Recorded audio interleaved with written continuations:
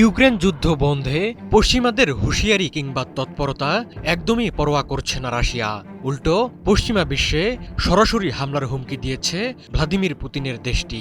পশ্চিমা সামরিক জোট ন্যাটো কিংবা ইউরোপীয় মিত্ররা ইউক্রেন যুদ্ধকে উস্কে দিলে হামলার মাধ্যমে জবাব দেবে রাশিয়া।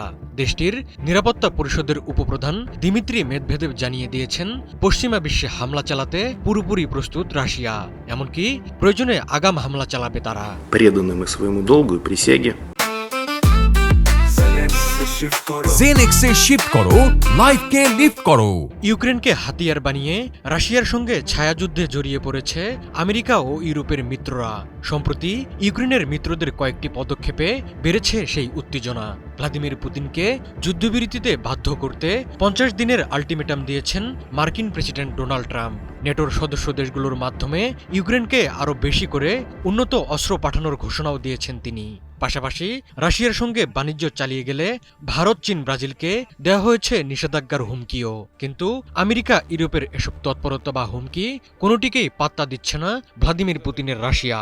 Несмотря на утерю адекватности, ট্রাম্পের হুমকিকে খারিজ করে দিয়েছেন সাবেক রুশ প্রেসিডেন্ট ও বর্তমান জাতীয় নিরাপত্তা পরিষদের উপপ্রধান দিমিত্রি মেদভেদেভ। তিনি বলেছেন, ন্যাটো জোট কিংবা তার ইউরোপীয় মিত্ররা ইউক্রেন যুদ্ধ বাড়াতে কোনো পদক্ষেপ নিলে পশ্চিমা বিশ্বে হামলা চালানো ছাড়া রাশিয়ার আর কোনো পথ থাকবে না।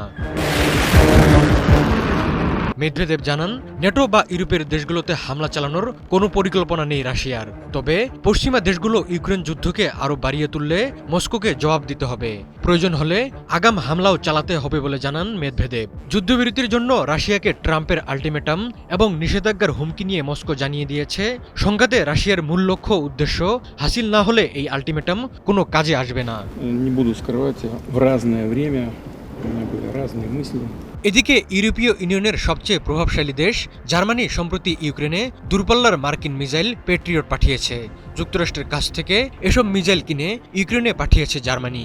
এই মিসাইল ব্যবহার করে সহজেই ইউক্রেন থেকে রাশিয়ার রাজধানী মস্কোতে হামলা করা সম্ভব। ইউক্রেন যুদ্ধ শুরুর পর থেকেই ন্যাটো এবং পশ্চিম ইউরোপের দেশগুলোকে আতঙ্ক তাড়া করে ফিরছে। তাদের আশঙ্কা, যুক্তরাষ্ট্রের মিত্র দেশে হামলা চালাতে পারে রাশিয়া। কিন্তু মেদভেদেভ তা নাকচ করে দিলেও পশ্চিমাদের যেকোনো উস্কানির পূর্ণমাত্রায় জবাব দেওয়া হবে বলে জানান তিনি। মেদভেদেভ বলেন, হামলার বিষয়ে পশ্চিমা রাজনীতিকদের বক্তব্য সম্পূর্ণ অর্থহীন। পশ্চিমা নেতারা ইচ্ছাকৃতভাবে উত্তেজনা বাড়ানোর চেষ্টা করছেও বলে অভিযোগ করেন মেদভেদেভ।